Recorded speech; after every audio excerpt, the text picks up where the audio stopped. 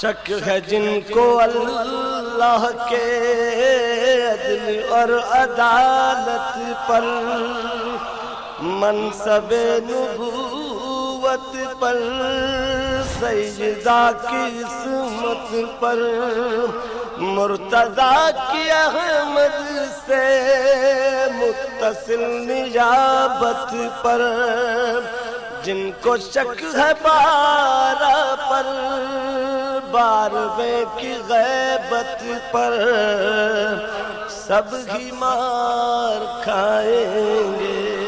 اعوذ باللہ من الشیطان اللعین الرجیم، بسم اللہ الرحمن الرحیم، الحمدللہ رب العالمین، الصلاۃ والسلام وتحیۃ والاکرام علی رسولہ کریم واہل بیتہ الطیبین الطاہرین، اللہم صلی علی محمد وآل محمد وعجل فرجہم۔ السلام علیکم ورحمۃ اللہ وبرکاتہ۔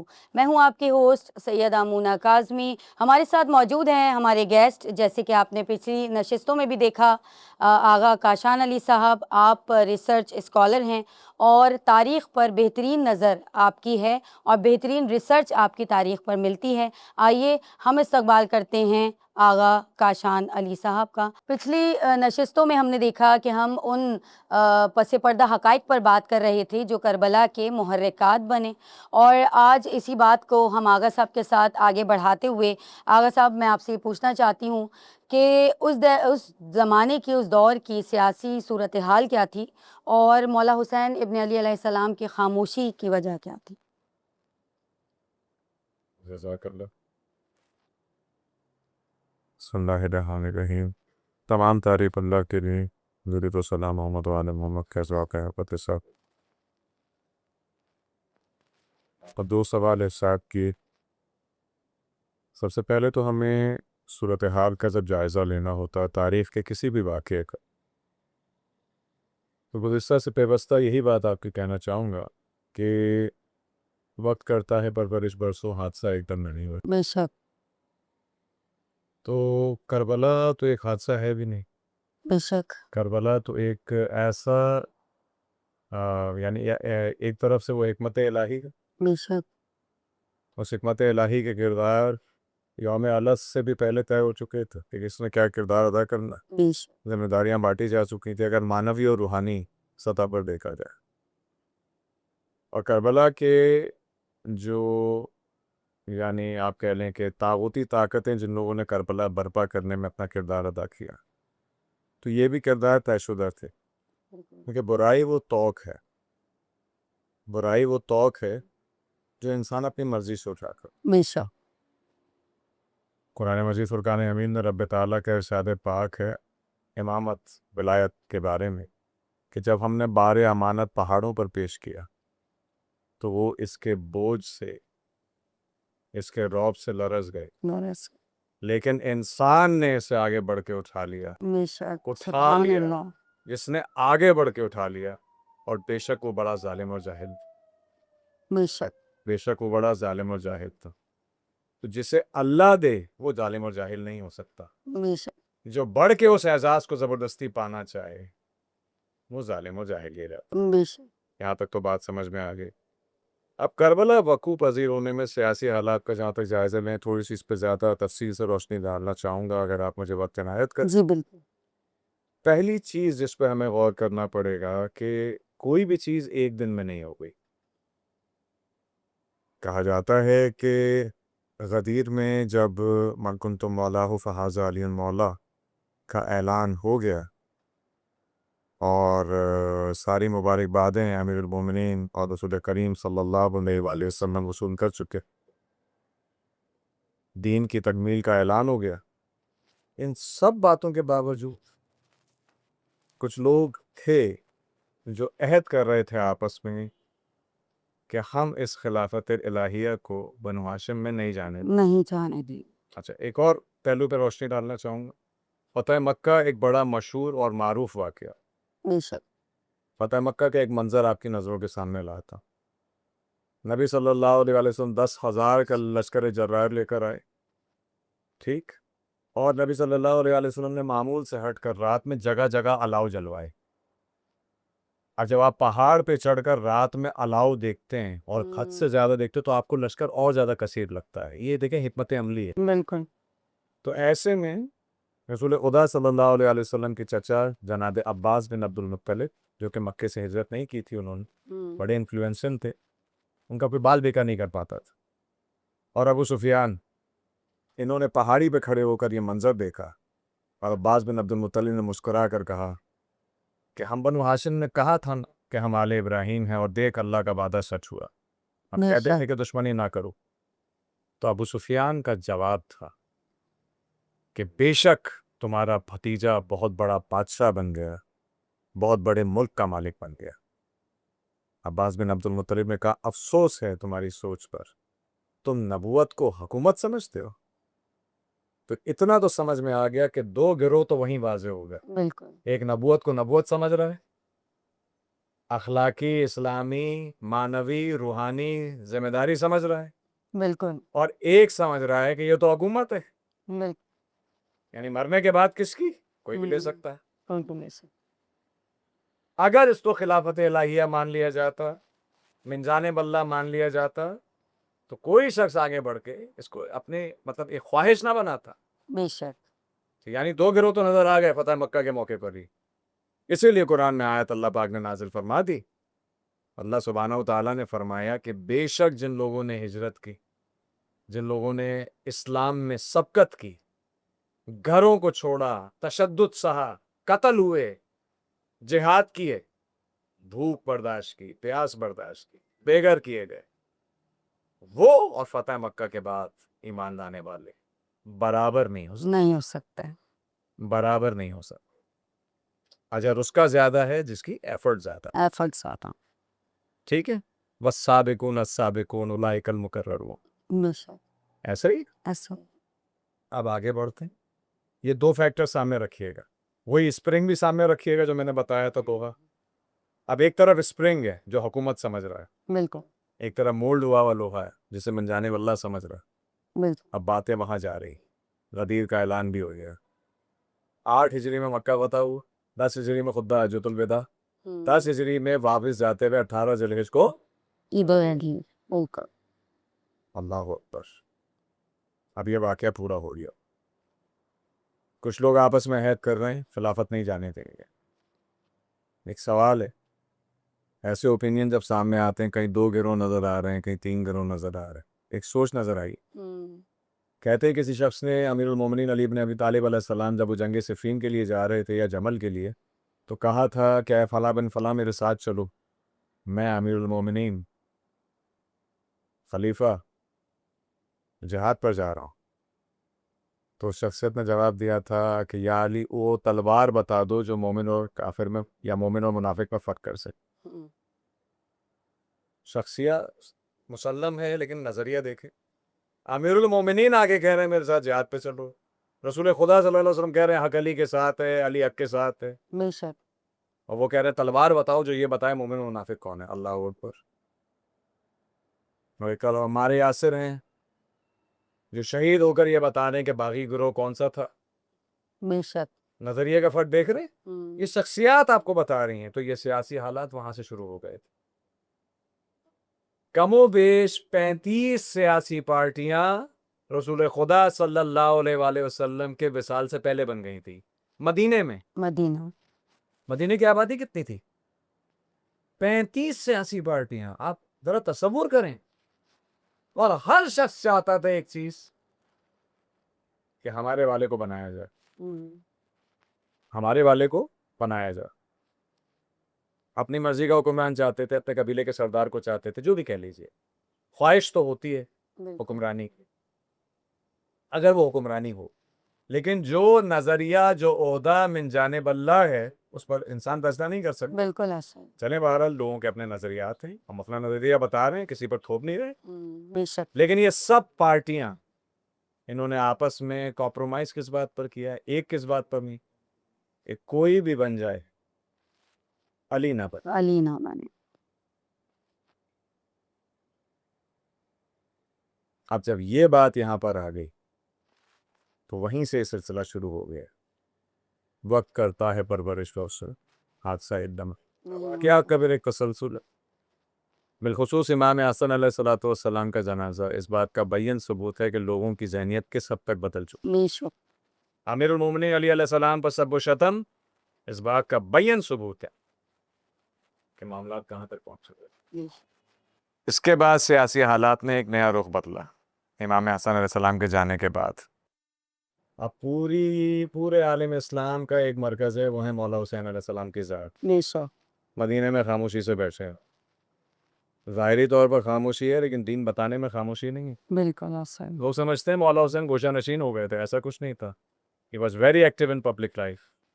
بے شک. سوشل لائف میں وہ بہت ایکٹیو اور فعال شخصیت تھی. باقاعدہ جا کر دروس تھے ان کے، اپنے اصحاب سے ملاقاتیں تھیں، خمس جو وصول ہوتا تھا باقاعدہ غریبوں ناداروں کا خرچ کیا جاتا تھا. اصل میں ہم نہ جانے کیوں اس بات سے گھبراتے ہیں بتاتے ہوئے. ہم ہمیشہ بات کریں گے تو مولا کی شب بیدار عبادتوں کی بات کریں گے. شب بیداری میں پیٹھ پر غلہ لے کے جا، ارے بے شک وہ بہت بڑا درجہ ہے مولا کا، وہ سب کام کر بھائی دن میں بھی تو کچھ کرتے ہوں گے. بے شک. ہمیں مولا کی شب یاد ہے، دن کیوں نہیں یاد؟ بس دن میں مولا کا ایک دن یاد ہے جی عاشور میں گئے تھے. عاشور تک وہ کیا حالات تھے؟ کیا مولا حسن کے بعد مولا حسین کے لیے سب و شتم نہیں ہوتا ہوگا؟ کیسے وہ پروپیگنڈا کام کر رہا ہوگا کہ بھرے مدینے کے اندر حسین جیسے کو ایک چھوٹا موٹا سا گورنر مدینہ کا بلا کر کے آئیے بیعت کیجئے. بالکل. رات کے 12 بجے علی کے بیٹے کو، سیدہ کے بیٹے کو، رسول خدا صلی اللہ علیہ وسلم کے نواسے کو کس کی مجال اس طرح بلا سکے؟ مجال ہوئی تو ہوئی کیسے؟ سیاسی حالات ہیں. اس کے پیچھے نظریہ ہے پورا ایک جو کام کر رہا ہے، ایک سوچ ہے جو کام کر رہی ہے. اب یہ آخری شخصیت ہے مرکزی. لوگوں کے ذہن میں تھا کہ یہ فیملی 5 افراد کی اگر ختم ہو رہی تو اسلام ختم ہو گیا. بے شک. انہوں نے ابھی سید سجاد کو غور سے دیکھا نہیں، بے شک. اور سیدہ زینب سلام اللہ علیہا تو مسلوق، بے شک. وہ سامنے ابھی آئی نہیں. کہتے ہیں کہ صدام حسین نے جب مقتدی خاندان کے، الصدر خاندان کے، معذرت سے آتا ہوں غلط نام لے کے، مقتدی تو ایک شخصیت ہے اس خاندان کی، شہید الصدر کے خاندان کے بنیادی اصحاب کو جب قتل کیا تو ان کی بہن کو بھی قتل کیا. تو صدام سے پوچھا گیا بھائی جھگڑا تو مردوں سے، عورت کو کیوں مار رہا ہے؟ کہنے لگا میں وہ غلطی نہیں کروں گا جو یزید نہیں. یزید نہیں. سمجھیے اللہ اکبر. سوچ. سوچ. ہم نے کہا نا دو اسلام. ایک طرف کا اسلام مملکت فتوحات کرتا جا رہا ہے، اپنی اراضی بڑھاتا جا رہا ہے، معاملات کو بڑھاتا جا رہا ہے. دوسری طرف ایک اسلام ہے جو اتنے اندھیرے میں بھی قندیل جلائے بیٹھا ہے کہ بار بار حق کا اعلان کرتا. عقیدتیں اپنی جگہ پر مسلمہ ہیں لیکن ان لوگوں کے پاس وہ طاقت نہیں. جیسے آج ہم فلسطین کے لیے بہت سارے مسلمان برادران کے لیے کچھ نہیں کر پا رہے، ہم اس کا مذمت تو کر رہے ہیں. ہو سکتا ہے بہت سے لوگ خاموش مذمت کر رہے ہیں بالکل. لیکن وہ آواز نہیں بن سکی. یہاں تک کہ امام کی خاموشی جس میں ایک مصلحت تھی، جس میں تعمیل حکم خداوندی تھی، یہ خاموشی ہی رہتی اگر سوال بیعت نہ آتا. جسارت اس درجے پر آ گئی تھی کہ جو جرت کوئی نہ کر سکا وہ اس نے آ کے کی. اب شیطان اس بات پر آمادہ نہیں تھا کہ وہ دنیا میں شر پھیلاتا رہے اور مہلت دی ہوئی جو خدا نے اس سے لطف اندوز ہوتا رہے، لوگوں کو بہکاتا رہے اور جہنم کی آبادی بڑھاتا رہے. بالکل. اب بات یہ نہیں رہی تھی. اب وہ اپنا برسوں پرانا حکمرانی کا خواب یزید کی صورت میں پورا کرنا چاہ رہا. بالکل. آخری آیات ہے قرآن مجید فرقان حمید کی، من شر الوسواس الخناس الذی یوسوس فی صدور الناس من الجنۃ والناس. انسان بھی شیطان ہو سکتا ہے، بھی شیطان ہو سکتے. ایک ابلیس جن ہے، ایک جناب ظافر بھی جن ہے. تو مومن بھی ہو سکتا ہے، شیطان شیطان بھی ہو سکتا ہے. اب امام حسین علیہ الصلوۃ والسلام پر ان کی معنوی حیثیت میں سوال آیا بیعت کا، میرے جیسا تیرے جیسی کی بیعت نہیں کر سکتا، رخصت ہوئے۔ امام کے ایک ایک عمل کو سمجھنے کی ضرورت ہے۔ 30 جانثار لے کر پہنچے ہیں ولید کے دربار میں، گورنر مدینہ کے دربار۔ وہ حکم بن عاص جس کو رسول خدا صلی اللہ علیہ وآلہ وسلم نے مدینے سے نکلوا دیا، خلیفہ اول نے 7 کوس اور دور بھجوا دیا، میں تیرا چہرہ نہیں دیکھنا چاہتا۔ خلیفہ دوم نے 7 کوس اور بھجوا دیا کہ میں تو تجھے دیکھنا ہی نہیں چاہتا، اور پھر اسے واپس بلایا گیا، اس کو اس کے بیٹے مروان کو گورنر بنایا گیا، اور اس کی اتنی ضرورت ہوئی کہ ولید کہہ رہا تھا کہ بیعت کا پیغام ہے، میں صرف یہ دینا چاہتا تھا۔ مولا نے کہا یہ رات میں کرنے کی بات نہیں، میں دن میں اس پر روشنی ڈالوں گا۔ تو جو ضرورت ولید نے گورنر ہوتے ہوئے نہیں کی، وہ اس کے ساتھ بیٹھے ہوئے شخص نے کی کہ ابھی مار دو، ابھی مار دو۔ تو امام حسین علیہ الصلوۃ والسلام نے، کیا یہ ہستیاں، یہ پاک معصوم ہستیاں کسی کو، مطلب آپ یہ سوچ سکتی ہیں کہ دشنام دیں گی؟ دشنام دے سکتی ہیں؟ نہیں، کبھی بالکل شام تو راضی نہیں۔ لیکن امام نے مخاطب کیا، یا ابن الزرقا، اے نیلی آنکھوں والی کے بیٹے، کیوں کہنا؟